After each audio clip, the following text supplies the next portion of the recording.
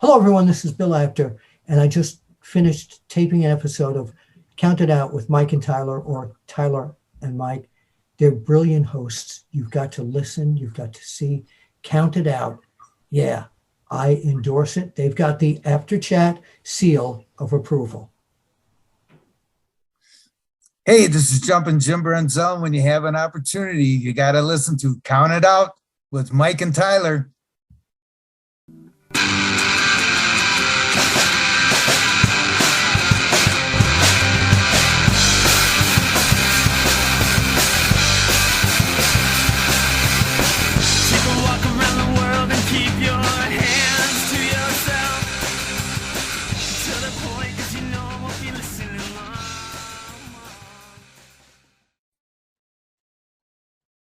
Well, we are live, pals, and welcome to a rare live and in-person edition of the Bill Apter Seal of Approved, Count It Out with Mike and Tyler.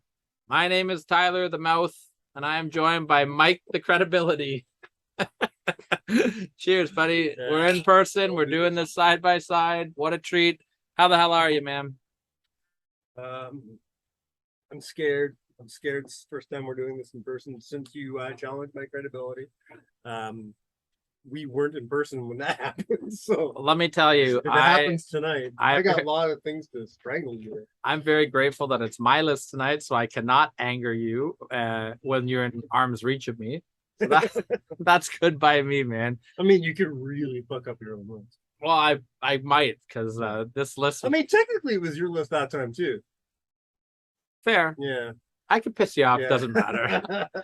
I'm good at that. Yeah, guys. I know Tyler did a list last week. I dropped the ball this week.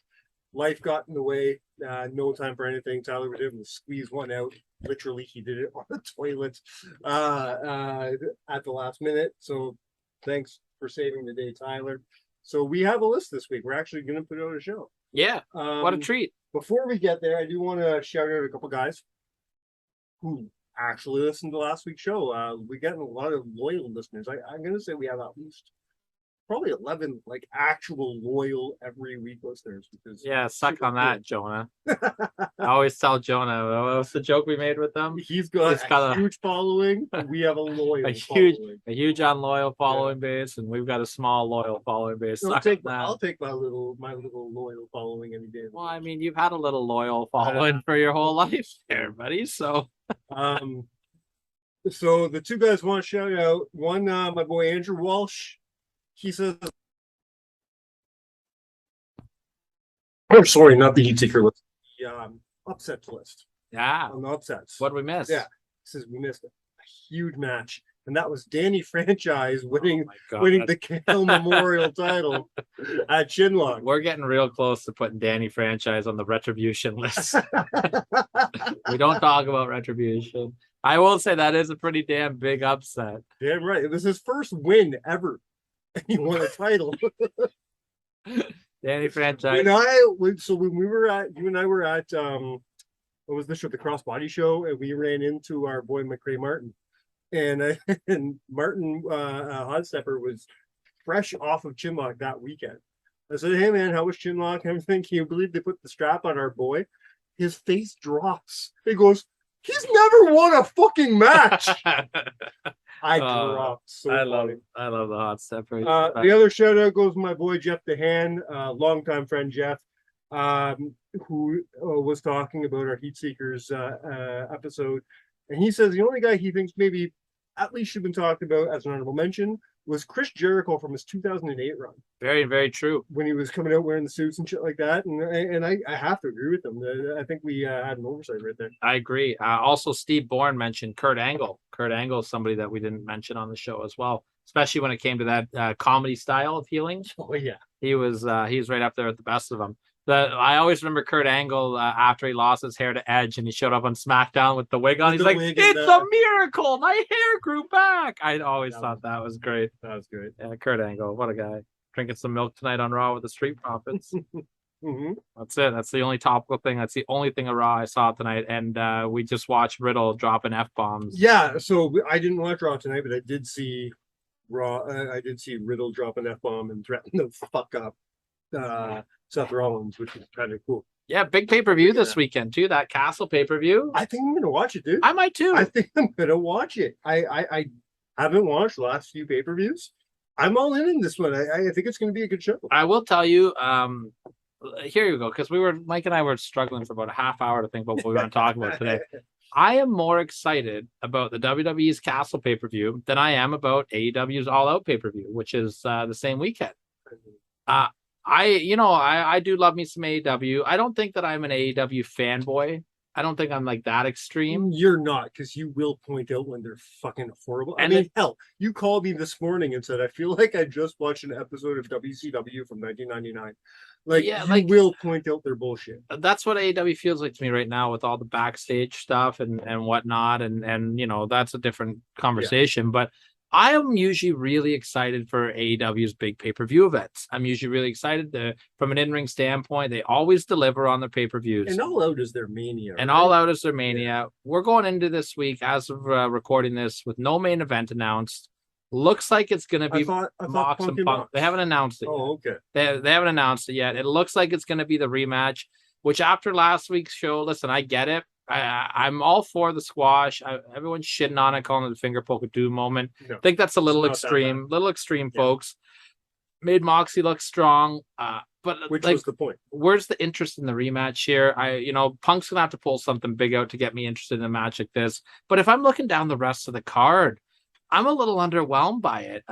Just off the top of my head, Private Party is facing Keith Lee and Shane Strickland for the tag titles, or sorry, maybe it's the Acclaimed. Sorry, the Acclaimed is fighting Strickland and one of those teams. I don't know, All right. but either way, like I'm not really too into that match. The women's match got changed up because Thunder Rosa got hurt. Jericho and Danielson will be good, but again, I'm not really like clamoring to see it. I do like what they're doing with Daniel Garcia there, where he's kind of stuck in the middle. Do I want to be a pro wrestler? Do I want to be a sports entertainer? I don't know, man. I'm excited to see the Motor City Machine Guns, and that'll be fun. And these matches will be good, but I just there's not that one match this year where I'm just like, fuck, man, I gotta watch this.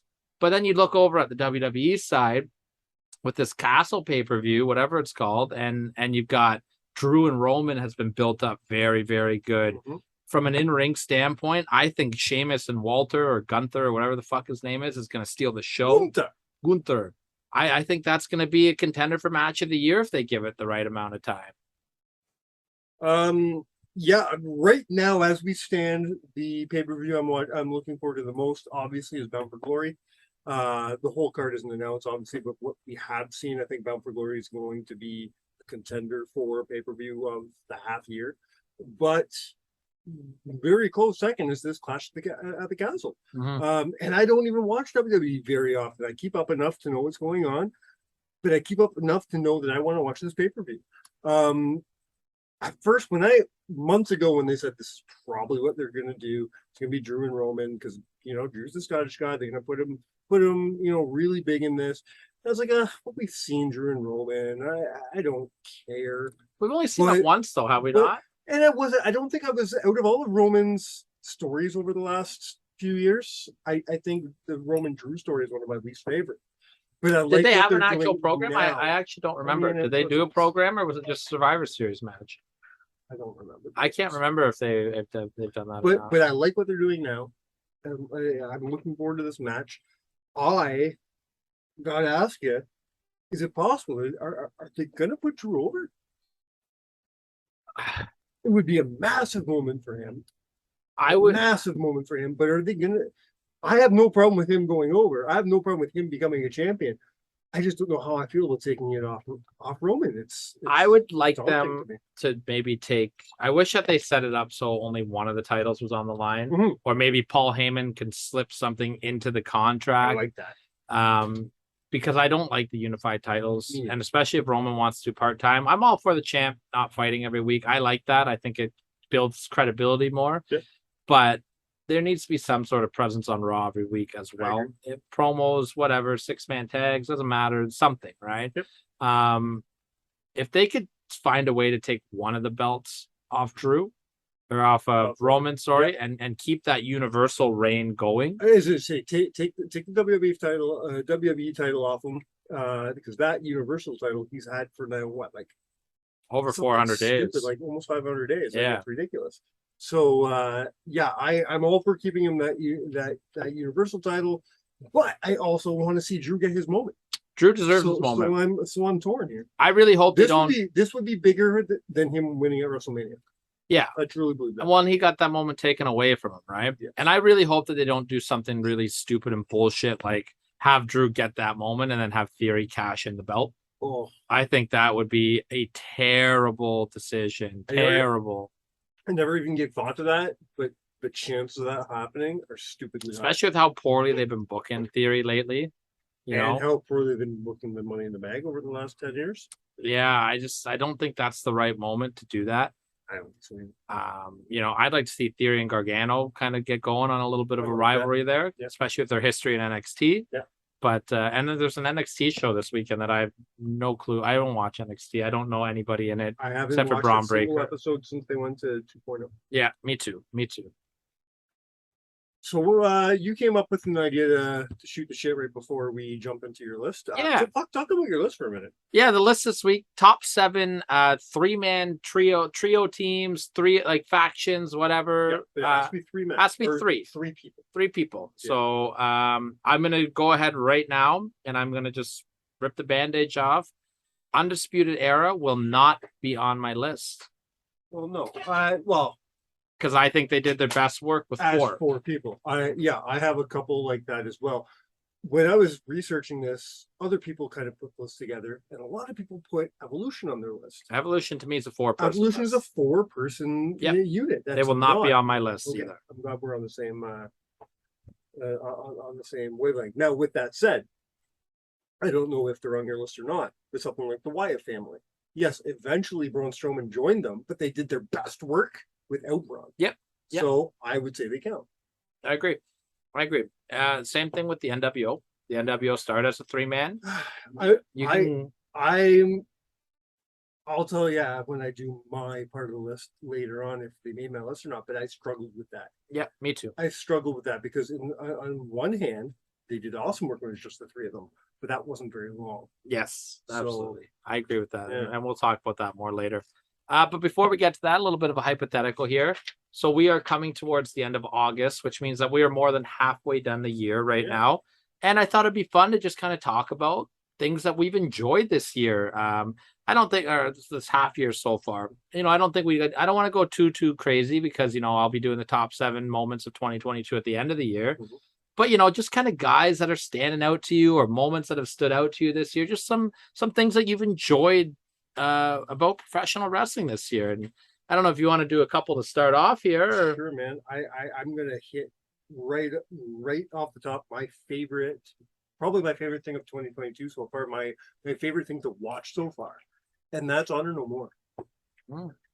I think Honor No More has been my favorite, not only my favorite stable, but my favorite story being told in professional wrestling right now.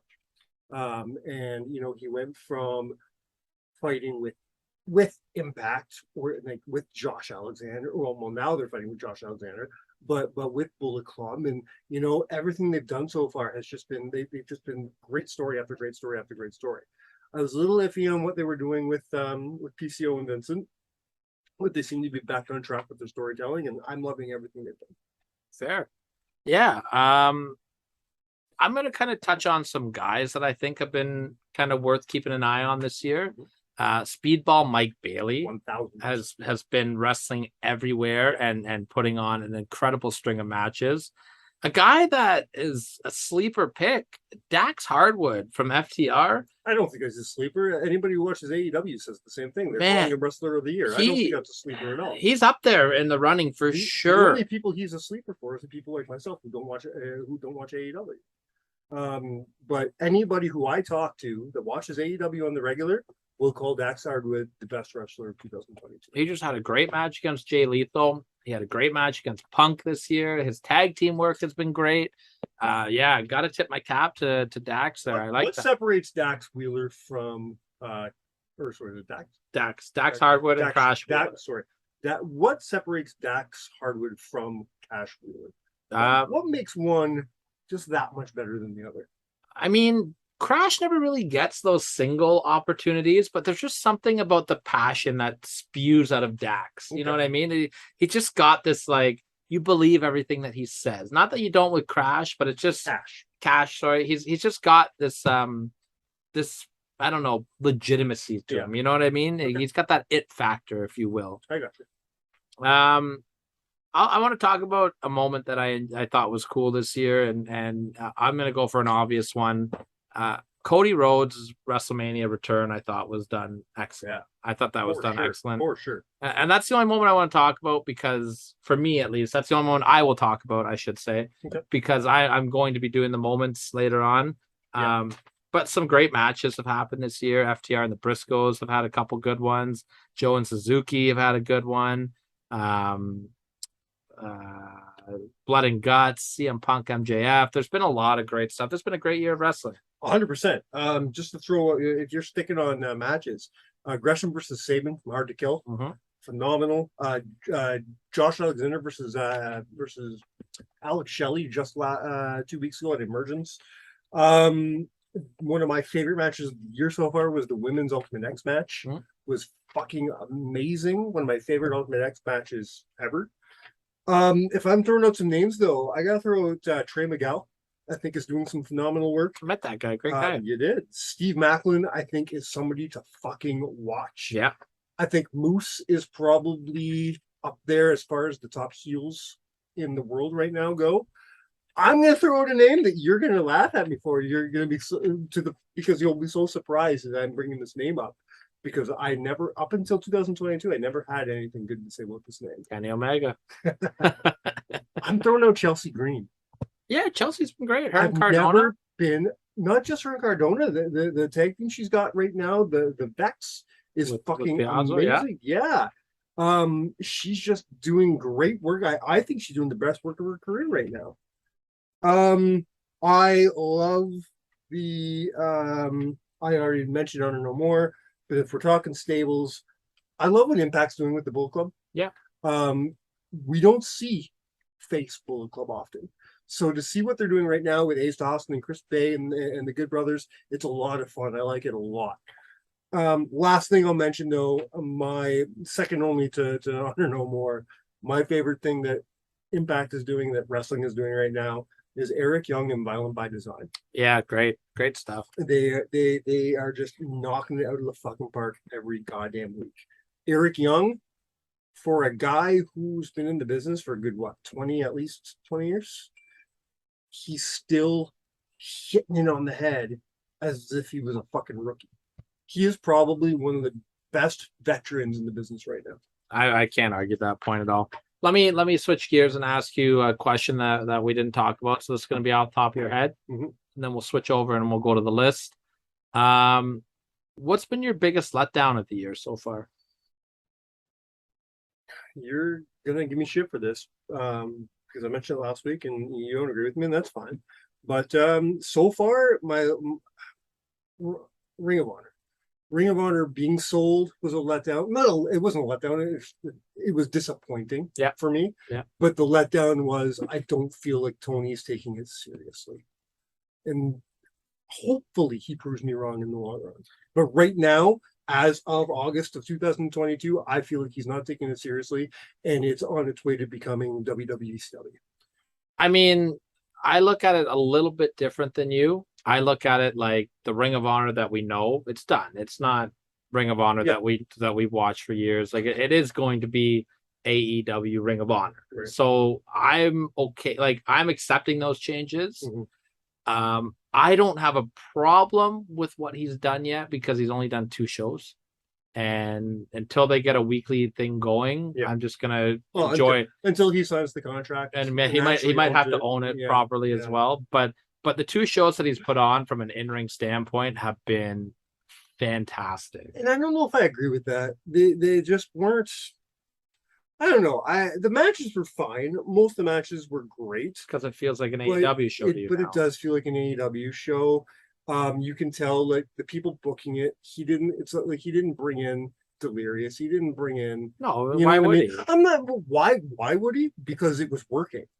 Well, it wasn't. They're out of business. That's not why you can't say that's not why they're out of business. They got sold to a bad company as well. That's like saying that ECW went out of business because the product wasn't working. The product was working. Paul was a bad businessman. fair. You know what I Fair. mean? But Delirious was putting on great fucking product every fucking week. Yeah, he was a great booker, but it's not that product. What he should have, to me, if I you don't, we discussed this earlier today about what if Jeff Jarrett and Conrad Thompson bought Impact, like Uh-huh. rumor state. And my biggest fear is they're going to come in and then they're going to take over fucking creative and all that, and everything that Scotty worked so hard to create and to rebuild is going to go to shit. That's my biggest fear, and that's what happened there at Ring of Honor. To me, if you don't fucking fix something that's not broken, But Ring of Honor needed to be fixed though, because nobody was watching it. well, that's Sinclair's fault. It exactly. That's Sinclair's fault. But- That's not the product's fault. But Tony Khan, now whatever. I'm not gonna like have Tony Khan's back. You know what Yeah. I mean? Because I don't agree I with mean, a as lot many of stuff. people were watching ROH as watching Dark. Yeah, You know what I mean? 100%. It's not like everybody's watching But- every AEW product. Dark is a specific YouTube show. Yeah. You know what I mean? Like Ring of Honor was a major production. You know what I mean? Yeah. So what all I've seen that Tony's done different is that he's upgraded the production value. Mm. Because Ring of Honor looked dungy. It was looking like Yeah, I have no problem with like it's cool that he did that.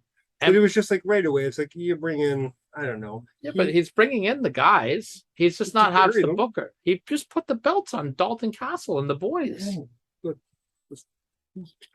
And fucking FTR and fucking Dalton Castle's you know, a Ring of Honor guy. Yes, one person doesn't make a whole fucking thing. Their world champion is Claudio, who's a Ring of Honor guy. No, who was a Ring of Honor guy. Okay, He's been a WWE guy for 15 fucking years. but he's also a Ring of Honor guy. But he's not. Of course he is. No, he's not. He No, got his start in Ring of Honor. that's like saying that fucking Sting was a WWE guy because he had a cup of coffee with Vince in the fucking with the Blade But Runners. Claudio didn't have a cup of coffee. Yeah. Claudio had a great run in Ring of Honor. He's a multi-time tag team He champion. did. He was there for But like you years. said, that was a different ROH. I don't know. I don't. When he came in, he didn't come in as ROH Claudio. He came in, joined AEW, joined a stable in AEW, and then went and won that title. He wasn't representing ROH. He was representing AEW, and I have a problem with that. Well, everybody is representing AEW though. Like it's But an it's AEW not. company. But it doesn't have to. But if be. you look at their champions, though, I'm going to disagree with you on this one because if you look at their champions, right? Okay, FTR are AEW guys. yes, Samoa Joe is their TV champion, right? right, Feuding with Jay Lethal for that title at this point. yes. You've got the Dalton Castle and the boys as a 6-man. Mm-hmm. You've got no TV champ anymore. I don't think they have that. And your world champion is Claudio. All of these guys, except for FTR, have Ring of Honor in their blood. Sure. And if you are going to take a tag team, FTR could have fit right into Ring of Honor. So they do have that. They do have that FTR style. overrated tag team in the fucking world. Well, that's because you're not watching no, it's 'cause I AEW. don't Right like now. it. I didn't like FTR and WWE. I'm not gonna like them now. Yeah, but they're great though. And I'm glad you think so. You won't change my mind on that. They're not my thing. I They're mean, not for me. I'm a tag team wrestling guy. I love Yeah, that's I great. love me some That's good. FTR. I think But, that they're you know. fantastic. Now, if you want to talk about the Young Bucks, I'll say they're overrated for sure. But FTR, I'm probably being too harsh calling them overrated. They're not overrated. FTR, I don't like. you cannot like them, but you you know, gotta I'm respect. not gonna. what they're doing. I respect what they're doing on screen. I think they're both cocks off screen. Get the fuck off Twitter, guys. Yeah, I know. I've never you met know, them. Other than that, do I respect what they're doing for the wrestling community? Yeah, I do. I truly do. Are they the guys that I'm just like, I need to watch this? Not really, to be perfectly honest. And there's just me. Yeah, That's just me. listen, I don't think they're guys that I would build my entire company around, but I would definitely want them on my roster, and I would Okay. definitely want to give them a prominent spot. Yeah. But they're not like a Hangman or a Kenny. Like when it comes to guys you want, or a Jericho or a Danielson, like they're not those type of stars. No. But They would be. I mean, if they were each singles, they'd be great mid carders. Hey, Dax is. We just talked about Dax being a wrestler of the I year can't this have year. an opinion on that because I haven't been watching his singles work. It's That's all on been you. it's been top shelf. Yeah. It has been top shelf. But yeah, I don't know. I with the Ring of Honor stuff, we just see it differently. But would JR stop a broadcast and yell, "Hurry that boy! Hurry that boy!" JR loves all the old school guys love FTR. And Yeah. I love them too because like they are complete throwbacks to Arn and Tully. And I Which- love Arn and Tully. Which you would think that would, and I was a huge Brainbusters fan, so you would think that would make me love them. There's something that irks me about them. There's just something that rubs me the wrong way. Because they're in AEW. No, I didn't like them as the what were they called? The The revival. revival. I didn't like them in NXT either. I don't know. I think WWE did them fucking dirty on, Yeah. on the main roster. And they But sucked I on the wasn't. main roster. But you NXT, know, they were great. I in, love them. in NXT, like I was more of a DIY guy. I was more of a, you know what I mean? Yeah. I didn't. But they had amazing matches. Yeah, We were there live for one of them. that's right. It's one of the best live matches I've ever seen. I'll say my disappointment really Yes, quick. go ahead. And hear me out before you yell at me. Uh-oh. I'm going to say, There are sharp objects. In this hear me out We're in before a you yell at restaurant. me. Just hear me out before you yell at me. Here we go. I'm very disappointed in GCW this year. All right, I want to know why, because I don't. Depending on what you say, I'm not sure I'm going to disagree with you. I'm disappointed that coming off of their massive Hammerstein Ballroom show, that they are no bigger and no lower, and they have nothing has changed since that show that had all of that hype. Like to me, GCW should have had a tremendous amount of momentum coming off that show, Mhm. and should have more people talking about them. There were more people talking about GCW this time last year with the Cardona death match Yeah. than there has been this entire year. I could not agree with you more. I'm not talking about what yeah. the product they're putting out. The I don't watch the enough of product's it. no better and no worse than it ever has been. The product's still consistent, but I agree with you 100%. They got to that point where they should have been able to elevate, and they didn't. I don't watch nearly as much GCW as I did before, and I've stated this on the show before, because I can't afford it. I can't afford to pay $16 a show, so up to $30 a show, depending on the show, every fucking month. Sometimes 2-3 times a fucking month. I can't do it. However, if they were putting on a larger product, if they had elevated themselves after that Hammerstein thing, maybe I would. Who knows? I think they got the booking backwards on that show. I think that Yeah. that show had a lot of hype, and I think it left a lot of their hardcore booking- fans the booking- disappointed. There, it was back and forth. Some were awesome, some were great. I call that 50-50 booking right there for that show. I didn't leave that show with a bad taste in my mouth by any means. I understand why some fans did. I left it underwhelmed. But That's how I've and yeah. I watched I'd say 80% of that show, which is Yeah. a lot for me to Yeah, watch. yeah. I don't watch a lot of full shows. I don't have the But time I've to do only it. watched a handful of GCW shows in the last 2-3 months. Yeah, that's and my it's- disappointment of the year. I'm not going to argue with that. That's a good one. And to carry on with the trend of disappointing, I bring to you my list this week. This was I'm just glad that it's not my list because I put it together. I got my 7, but just like last week, I'm glad I didn't have to order it because it was hard. I'll just start. I did order it. I just don't know if I'm happy with my order. Yeah, there was a couple that I really fought to go back and forth with. There was a few on my number 7 spot that I wanted to put on that I just couldn't do it. You know what I mean? Me too. Before we went on air, I asked you about a certain team and if they qualified, and you said yes.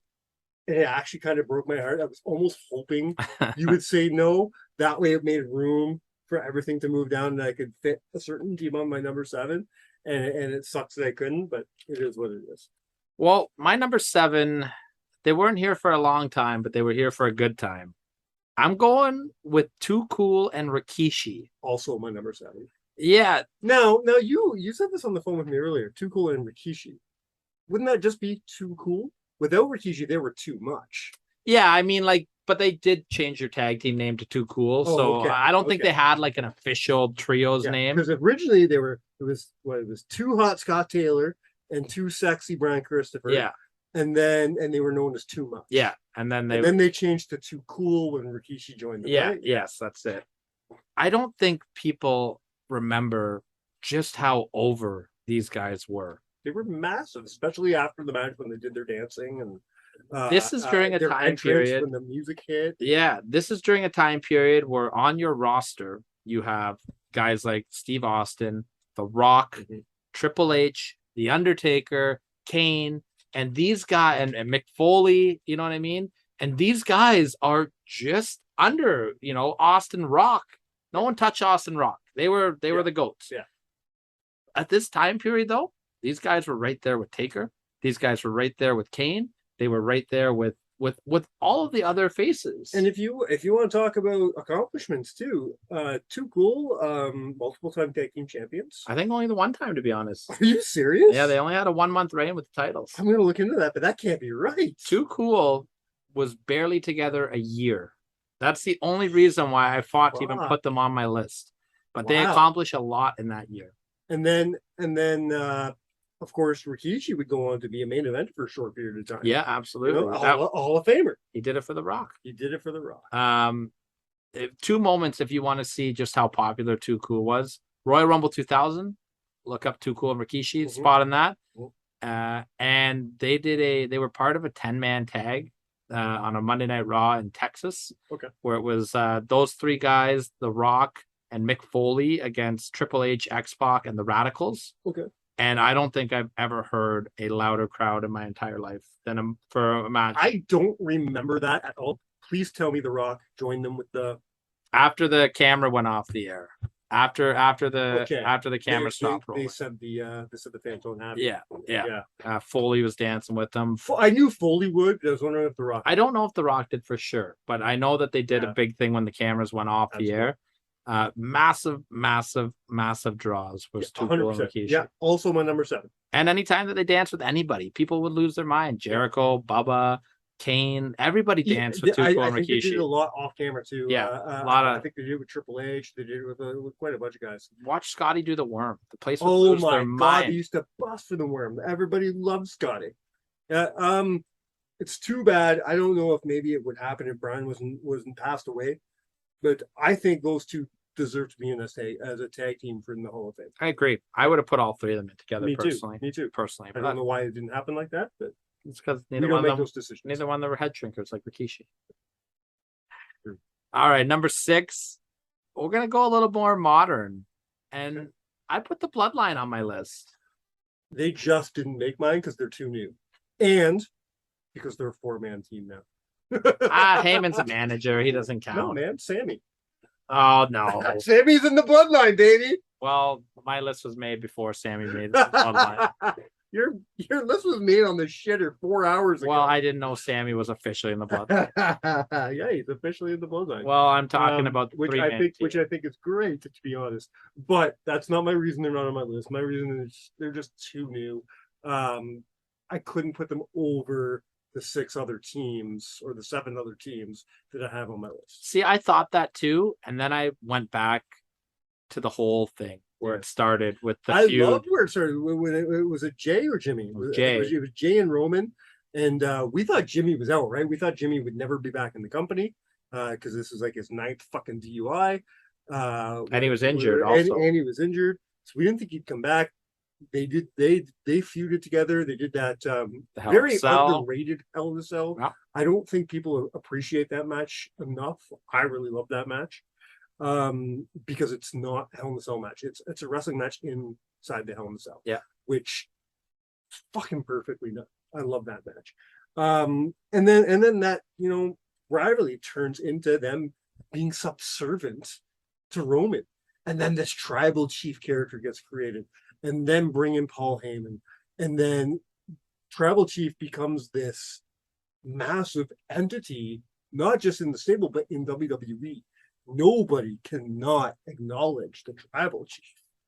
And I know I'm sure they started that character 100% with the end goal of him eventually getting to Rock and him being like, you're going to acknowledge me, and Rock not acknowledging him. But it's become so much bigger than that now, so that when it finally fucking happens, it's going to blow up professional wrestling. Couple stats that I want to throw out on top of that. Okay. since their stable has been formed, Mhm. Roman Reigns was already the champion before, Yes. is in the middle of a 724 plus day reign as champion. We said like 400 days a few minutes ago. We're off a Holy little shit. bit. We're off a little bit. The Usos are in the middle of a 405 plus and counting days reign as the tag team champion. These guys have been the focal point of this company for the better part of 2 years, a year and a half now, Yeah. and they're hitting home runs every time they go out there. Pretty much ever since Roman came back from, because how did it go? He left because of COVID. He came back from his cancer scare, had a little thing there, left because of COVID, and then Came back in the Thunderdome. and then the day he came back, he hooked up with Paul, right? Like the week after. He Yeah. came back at SummerSlam and he was with Paul by the next pay-per-view Yeah. where he won the belt. Right, and it was like I remember them like the little promo they were hitting. I think it was him just sitting in the back and Paul kind of in his ear, and Yeah. and Brock had just left for a bit, so Paul wasn't doing anything, and it was great the way it started so organically, and has become one of my favorite things in professional wrestling over the last 2 years. Yeah, they're definitely making their mark, and I have acknowledged them as my number 6, but not as my number 5, Now, because they just are not extreme enough for my number 5. all right, this was also my number 5. Matt Hardy, Jeff Hardy, and Lita, Team Extreme. These guys were out of control, Yeah. awesome, and they were trendsetters because 100%. the Hardy Boys changed the game for good or for bad, whatever you want to say about them. TLC matches, all that stuff. Mhm. But then they bring along Lita, who's this badass girl, and at this time, girls weren't doing anything like No, this. They were no. not. They were bra and panty matches, Yeah. and they were not moonsaulting. But they were not hurricane rodding. Lita was so cool. She had her thong hanging out. Exactly. Like Nobody looked like Lita either, right?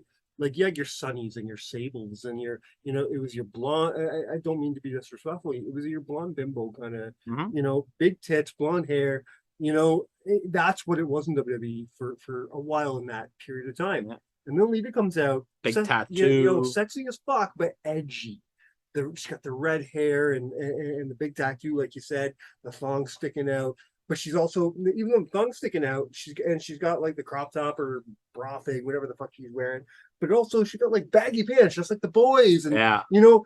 I think she spoke to guys like us because she's sexy as hell because she can also work, but she looks like she can hang with the boys. She looks like the kind of girl you'd want to take out, but you also want to try to beer with. Yeah. And that spoke volumes for teenage boys everywhere. And for teenage women, she's just badass, kicking all the 100%. guys' ass, doing Yeah. moonsaults. Like she was awesome, man. I think she preceded even Trish for being that needle pusher for the women in that generation. Oh, 1,000,000%. Trish came after, like I know they came up together, but if you look at where Lita was at that point, I only until say where that. Trish- I only say that because people always give Trish the credit first. Yeah. Or they lump them together. But I'm gonna say Lita paved the way, and then Trish came and fucking mowed it down. Yeah, Lita was definitely knocking down some doors, and Trish was still the eye candy, but Trish was getting in there and getting physical and showing potential, and showing that she and then actually worked. And then Trish took off to another level that Lita couldn't keep up to. Exactly. And I think that's a fair statement. But together with the Hardy Boys, forget about Lita for a second. Those Hardy Boys, man, they were cool. Man, Jeff music was would doing- hit, Oh, what and a all pop. three of them would come out, and you'd have Matt doing this one, Yeah. Jeff's doing his thing, and Yeah. Lita's kind of just like, Exactly. It was awesome, man. Jeff doing his swantons and shit. We hadn't really seen in WWE at this point. Then you mentioned bringing in the TLC matches. They would always try to up themselves. Their feuds with Edge and Christian were things that legends are fucking made of, and we're talking about them not as the Hardy Boys but as Team Extreme, because Lita never shied away from getting involved with these guys. She'll take a fucking Dudley Death Drop. She'll take a concerto. yep. She was there in the fucking muck. And with the Hardys would always get called up to have cups of coffee with the main eventers too. Like I remember when Austin Triple H first turned heel, the Hardys upset them, 100%. right? And then Austin beat the hell out of Lita with a chair. Mhm. All of a sudden they're in the mix feuding with Triple H. Jeff Hardy beat Triple H for the IC title. yeah, the Hardys were over, man. And then of course the TLC matches, like Yeah. what more Lita, can you say? and that's the reason they're allowed to be on this list is because Lita was way more than a manager. Lita was a team member. This was when they were when it was just them, they were the Hardy Boys. The minute Lita stepped in between them, they weren't the Hardy Boys. They were Team Extreme. Yep. They were a trio. They were a team together. This was not a tag team with the female valet. Nope. You know what I mean? And that's why they belong on this list. So this is where I have a hard time with my list now. I really If went your number 4 is not the same as mine, I'm extremely surprised. I really went back and forth between two teams in my 3 and 4 spot. Okay. And I'm going to stick with what I originally had. I almost changed on the fly here, but it's a new day. Yes, it is. Okay. Going with the New Day in the number 4 spot here. This is my number 3. Your number 3? Yeah. I almost just switched him into my number 3 spot.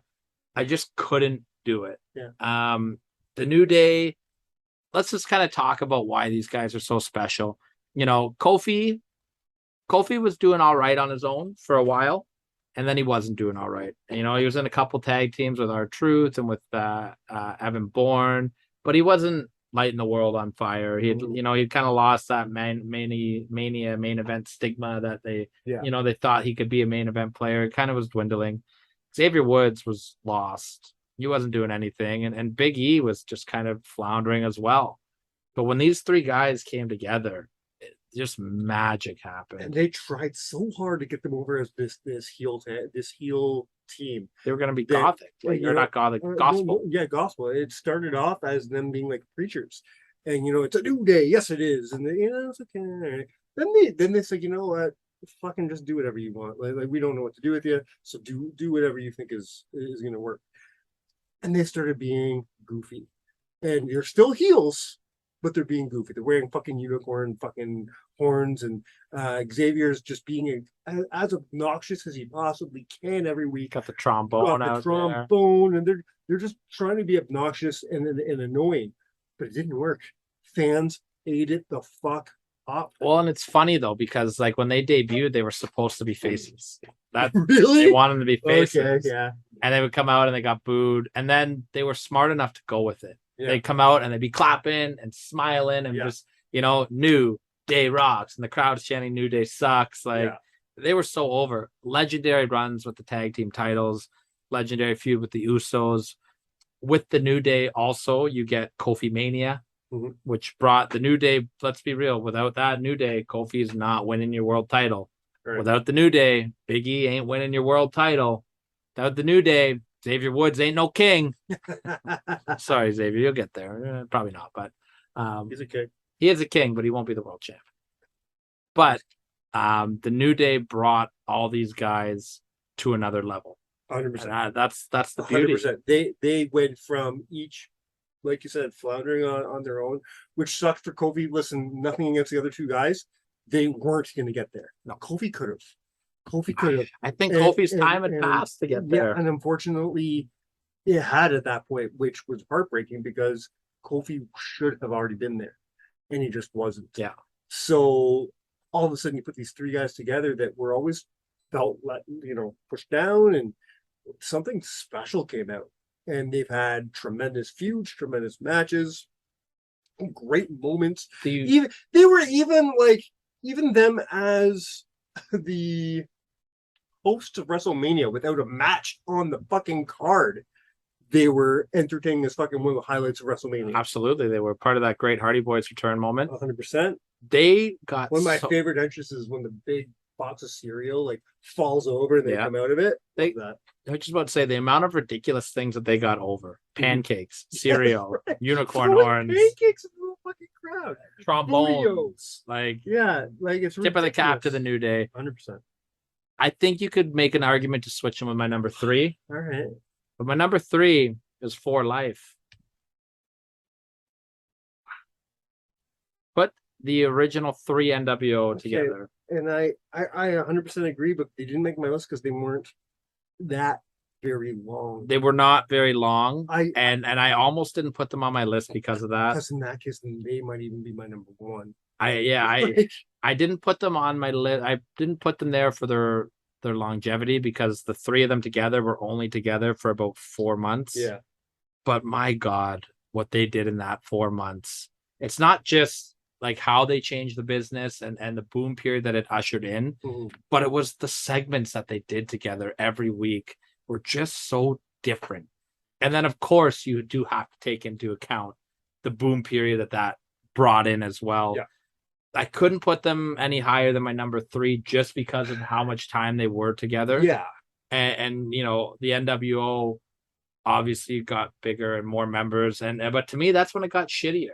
And that's what I'm saying. They were great as that, but if they would have kept them like that for 6 months, 8 months, 9 months, a year, and then expanded, they're probably my number 1. I agree. But the fact that they weren't, like, how many months was it until they started bringing people in? 3 months? September. So Scott Hall debuted in June, and by September they had the Giant and Fake Sting. Right. So September. And I only really count them starting at Bash at the Beach because they weren't a trio until Bash at the Beach. Yeah. So we're talking. But it built though. We're talking June to September. That's not long enough for me. Yeah, and the crazy thing about that though is that if I put them at my number 1, people will be like, I get it. Those 3 changed the business. Yeah. That speaks volumes for the fact that they were only together as a unit. Yeah. I will go back to June because it all built to the Hogan turn, Sure. which happened in July anyways. So I guess it would have been May when Hall debuted. It was May. It was May when Hall debuted the middle of May. Yeah. So from that point until the Hogan turn, and for us to be even considering them, let alone putting them in a top 3 spot with all the people we've talked about already, Mhm. just speaks volume to what they did in the business. I mean, I guess their number 2 and 1 have to match.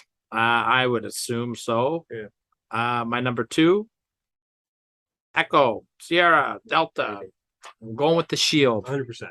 Um, They again, if they stuck around a little bit longer, they could have contended to be number 1. I agree. The Shield, what a great run they had. A great right from the get-go. Their debut was something different that wasn't being done. It was fantastic.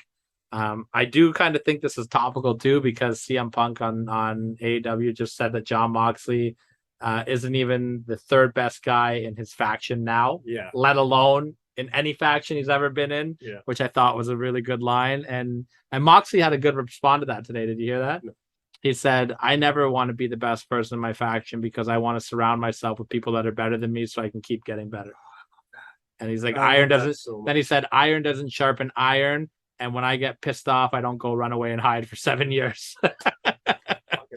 I'm telling you, I love Jon Moxley. A lot of people aren't a fan of his and whatnot. There's just something so different about Jon Moxley. And I wasn't a big Dean Ambrose fan. Like I always liked See, and Ambrose. I I liked Yeah. Ambrose, but he just felt I just feel like he just felt like PG Austin, the last you know? the last year of his WWE career and his first year of AEW. I just honestly, to me, he's lazy Steve Austin. He seems so lazy to me. I don't see it in AEW. I And hated his WWE Hey, stuff. if he's changed since the beginning of his AEW run, kudos. I'm not watching, so I don't know. But in his beginning shit in AEW, it was, yeah, I'm Jon Moxley, fuck WWE. You're getting That's it, you're you getting know? the same Jon Moxley that you're seeing in GCW and AEW right now. I think I like GCW Jon Moxley because we're not getting it every week. So when he comes in, he gets to be a piece of shit but fun. He has fun Yeah. in GCW. Moxley's Which is- having you if can he's see ha- it. if You he- can if see it he's in his having a face. good He's old having time, fun now. Which is what I loved about NXT Jon Moxley. NXT Dean Ambrose, the Shield in NXT, and their first, I'm going to say, year in WWE main roster. Well, the Shield were never All together in 3 of NXT. them were having fun. Were they not? No, they debuted at Survivor Series.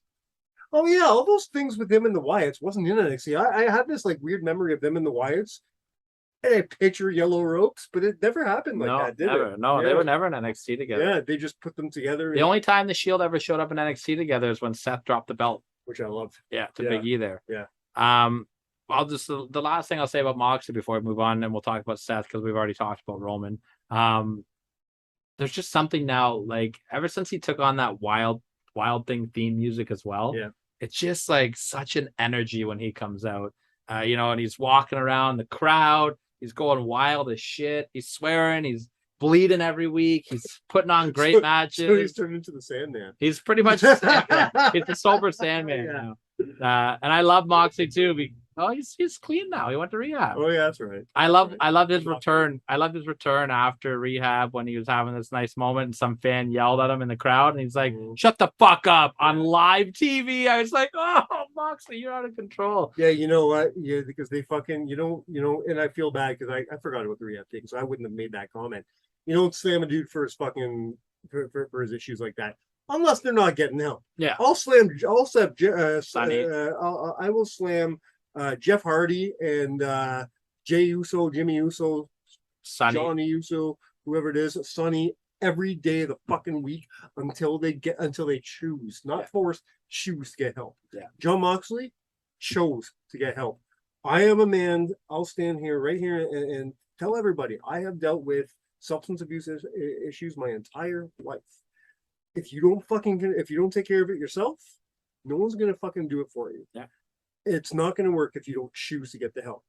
I respect anybody who chooses to get the help. I respect the fuck out of John Moxley for that. Yeah. It's just fun, man. And Moxley's fun now. Yeah. And it's just great. And that 10-man, they did like this wild brawl where it was like the Jericho appreciation guys against the Blackpool Combat Club. Okay. And they just new jacked his music the whole time. That's and, amazing. and they That's brawled amazing. all Yeah. throughout the I crowd. remember hearing about that. Oh I my never god. actually And then watched it. Jericho got the heat spot by going to the production truck and pulling the music off. That's fantastic. It was That is it was one of the beautifully- best matches of the year. Whoever wrote that deserves a fucking Emmy. Yeah, it was great. That's great work. And then of course Seth Rollins, like the Shield as a whole, multiple time fuck, world man. champions. Yeah. But now it's everywhere too. Yeah. Moxley's a two-time AEW All champ. world title. Seth is a multiple-time WWE champ and Universal champ. Mhm. Same with Roman. You can't ask for more out of a faction. Well, you Absolutely can not. ask for a little And- bit more because they're not my number one, but and they're still a fucking unit. I don't know if anybody saw this. I think it was GCW. John Moxley was there a few weeks ago.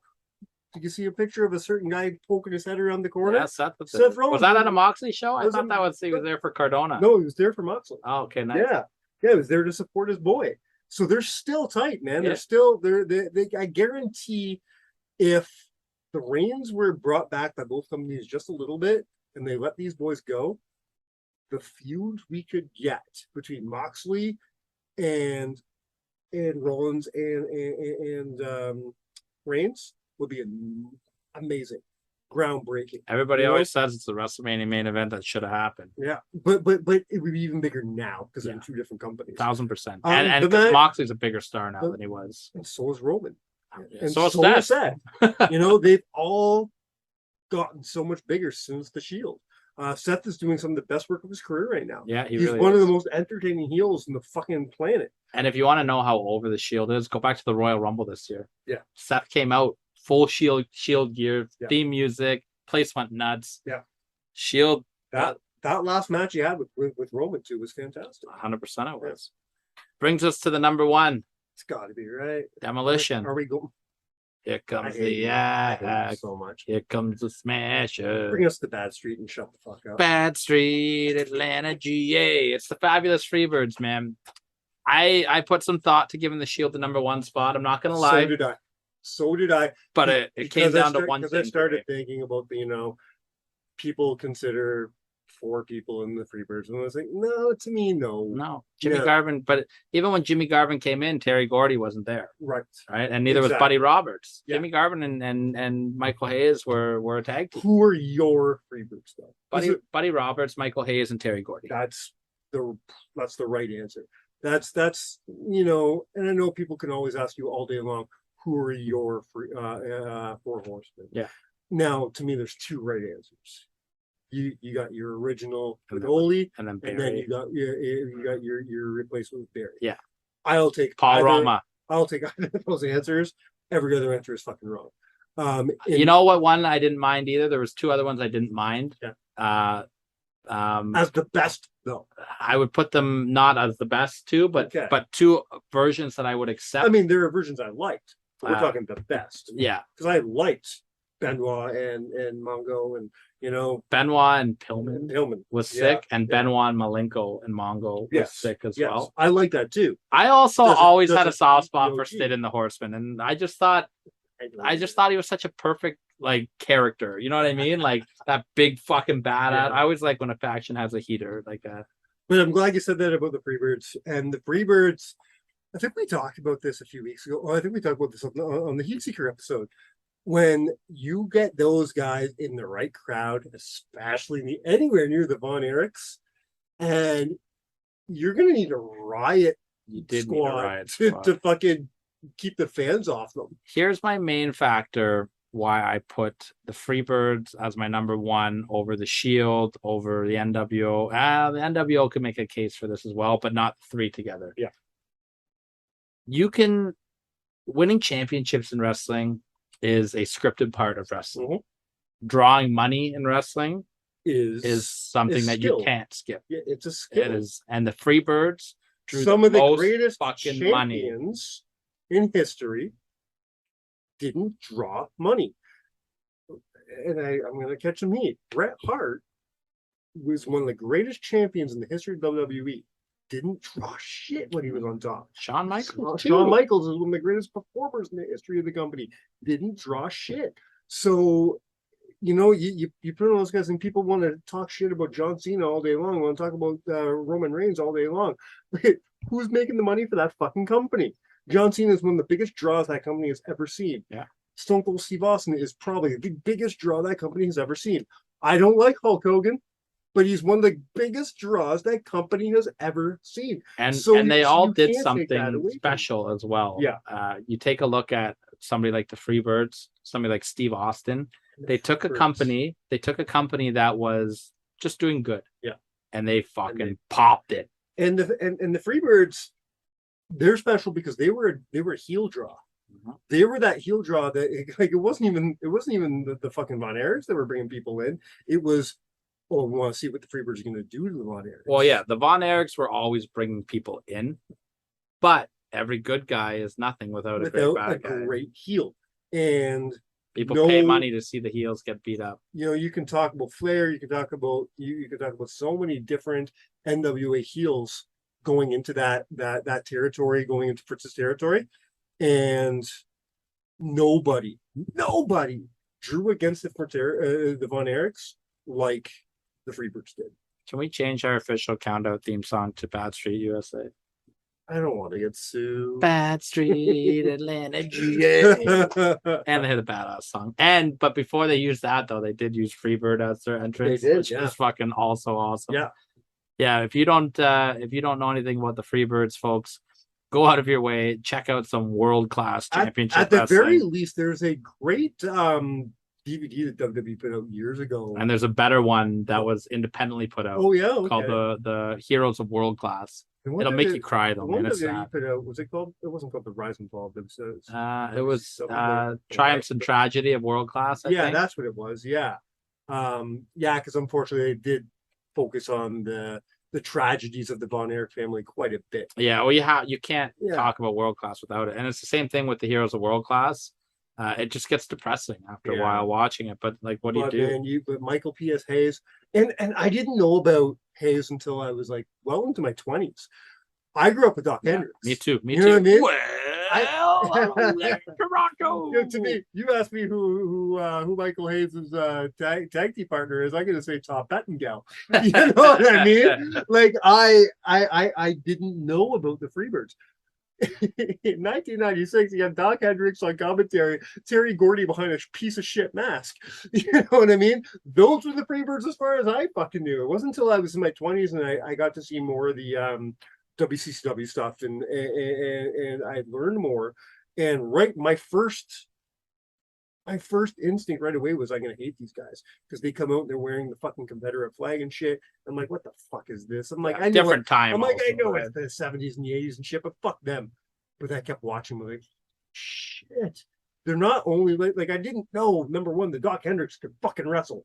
Number two, I didn't know he was the most hated fucking heel on the planet for a good 5-6 years. They drank That's all insane. the Jack Oh, Daniels yes. in the world too.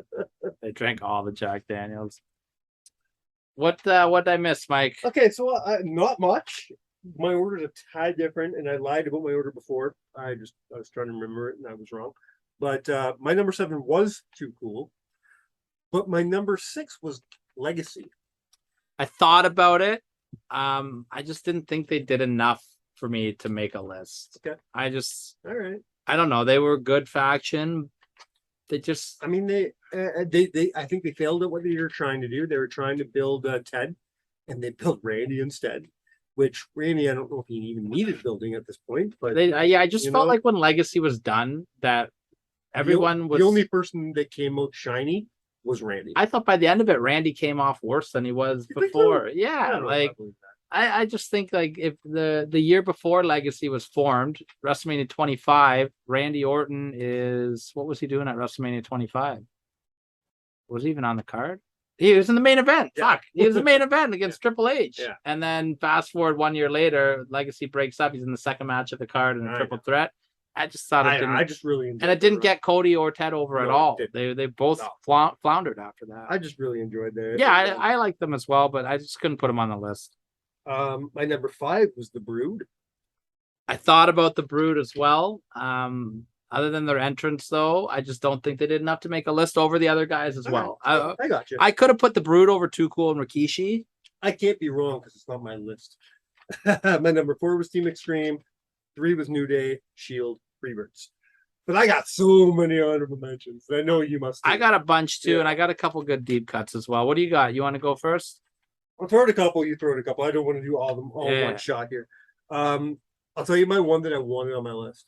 I wanted on the list so fucking bad. Couldn't happen without your number 3.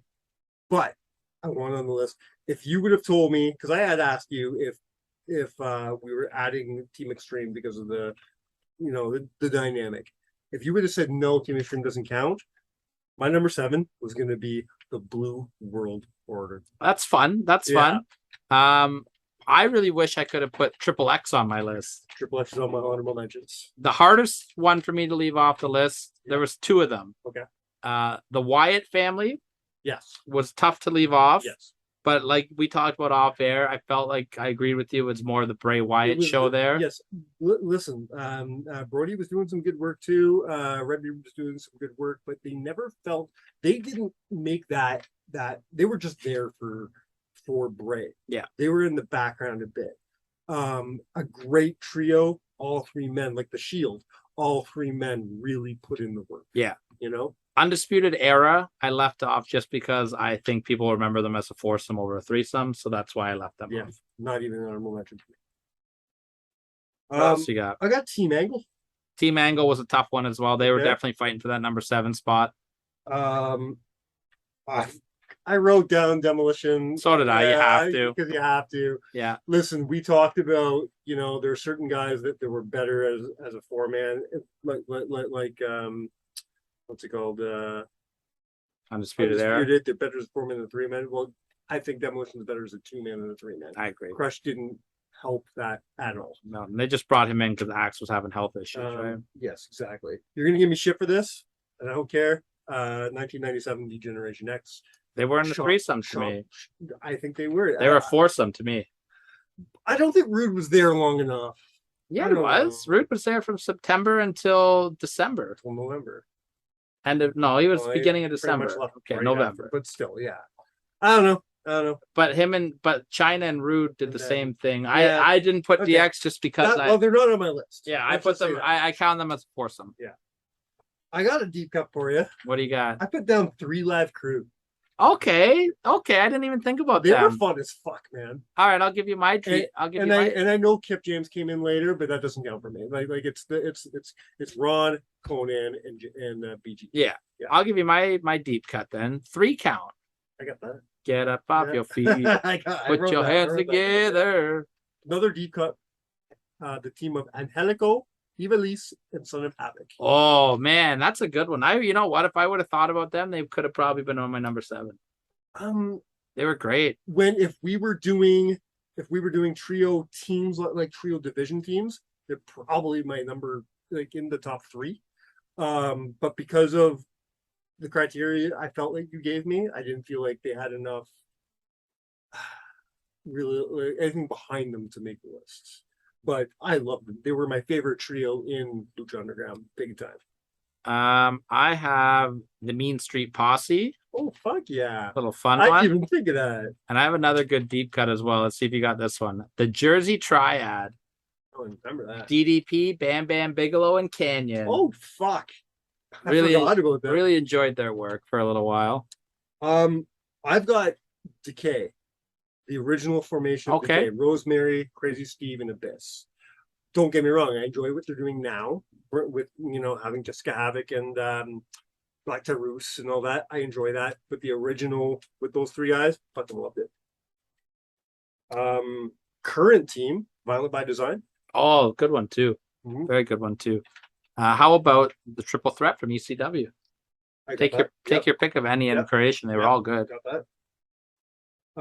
If I just mentioned VBD, so I'm gonna stick with Eric Young and mention Sanity. Yeah, yeah. They were all right. I think Anything that's all I got. we said Triple X, right? Yeah. If you're talking current AAA right now, because AAA has the only real trios division until AEW really puts Well, until they get credibility behind it. they've got the belts coming. Sorry, I said the C word. But Who are you to talk about Yeah. credibility? but AAA has had a big division since what 2011.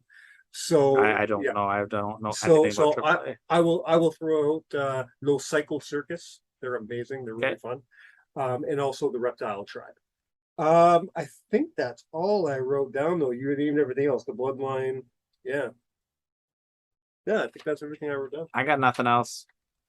What about you guys? You guys have been awesome lately, telling us the things that we forgot or things that you think that we can talk about. Thank you again to guys like Andrew, Jeff. I get texts all the time from my boys, Matt and Andrew and Adam and all these guys. Steve and So, Rob Steve and always. Rob. Kerr's always good to point out a couple. Yeah, if we forgot anything that I'm sure we must be forgetting something, but Doesn't sound like us. but like there's so many great 3-man teams.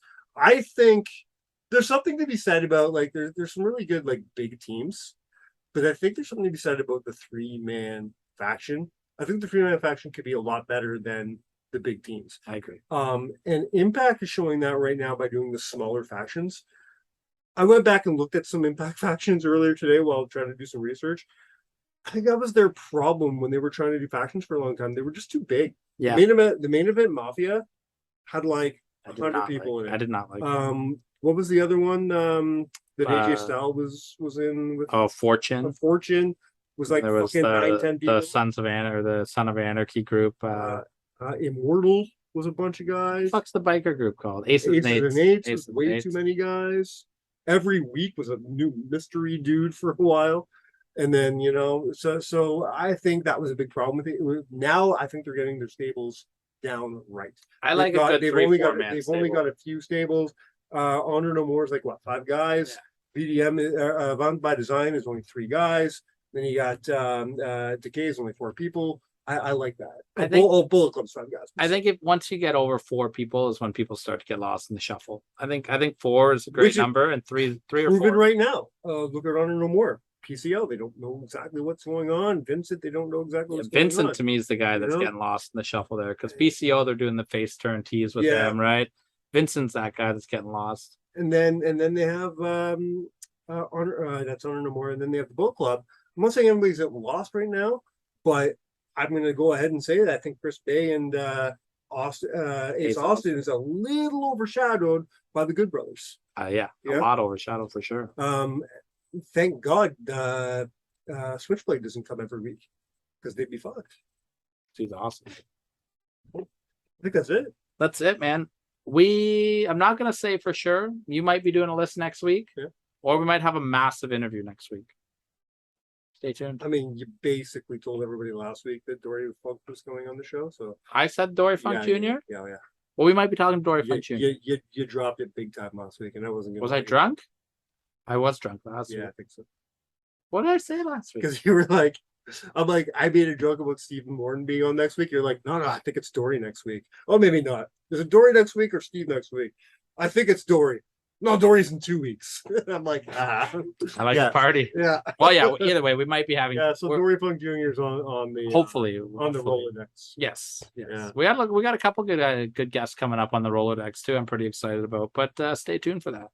Except for Van Landen. I don't want Van Landen. Van Landen, rev it up. Because I know what he wants to talk about. We are going to talk about WCW of the year 2000 with Van Landen, and it's going to be awesome.